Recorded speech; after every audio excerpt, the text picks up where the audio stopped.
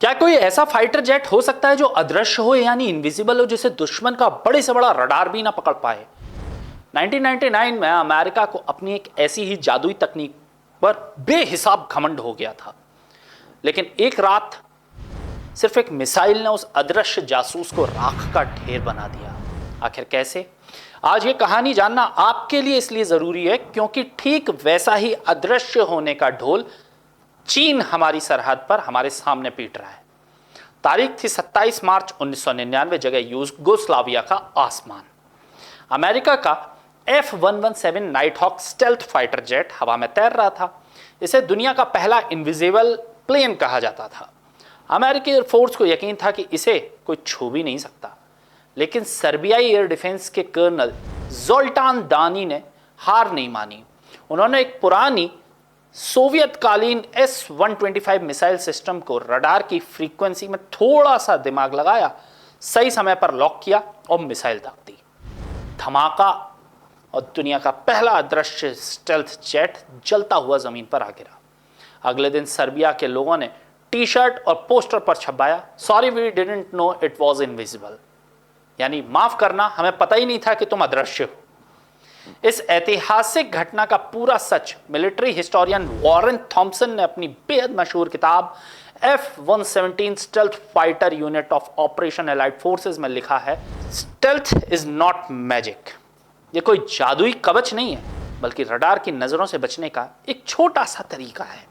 जब सही रणनीति और मजबूत एयर डिफेंस सिस्टम सामने आता है तो सबसे महंगा स्टेल्थ जेट भी राख का ढेर हो जाता है। और अब 27 साल बाद चीन लद्दाख और अरुणाचल सीमा पर इसी स्टेल्थ की हवा बना रहा है।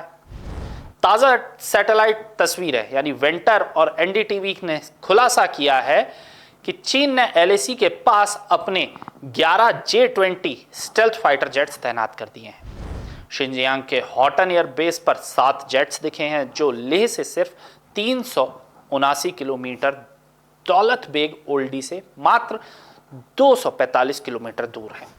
तिब्बत के डामसुंग एयरबेस पर 4 जेट्स खड़े हैं जो अरुणाचल के तवांग से सिर्फ 344 किलोमीटर दूर हैं।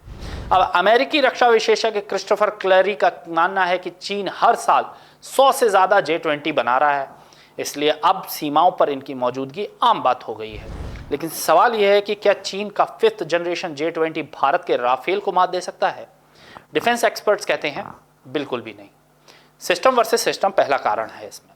आधुनिक जंग सिर्फ प्लेन टू प्लेन नहीं बल्कि नेटवर्क की जंग है। दूसरा कारण है स्पेक्ट्रा सिस्टम। राफेल भले ही 4.5 जनरेशन का जेट हो, लेकिन इसका स्पेक्ट्रा इलेक्ट्रॉनिक वॉरफेयर सूट दुश्मनों के रडार को पूरी तरह जाम कर देता है। यानी आप अगर इनविजिबल भी हैं तो आप सिर्फ एक इनविजिबल फ्लाइट में एक कमर्शियल फ्लाइट का मजा ले सकते हैं, फाइटर जेट नहीं बन सकते। आखिरी है मिटियोर मिसाइल।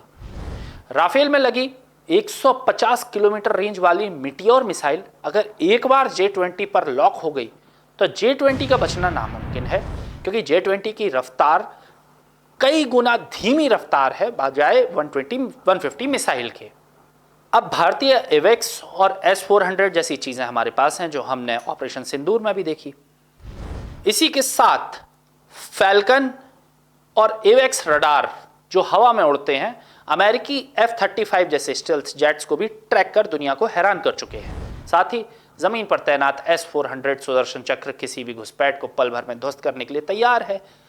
तो ड्रैगन चाहे जितना J-20 सीमा पर सजा ले, 1999 का इतिहास यही सिखाता है कि जंग कागजी दावों या स्टेल्थ के टैग से नहीं बल्कि सही रणनीति, मजबूत एयर डिफेंस और फाइटर पायलट के जिगर से जीती जाती है।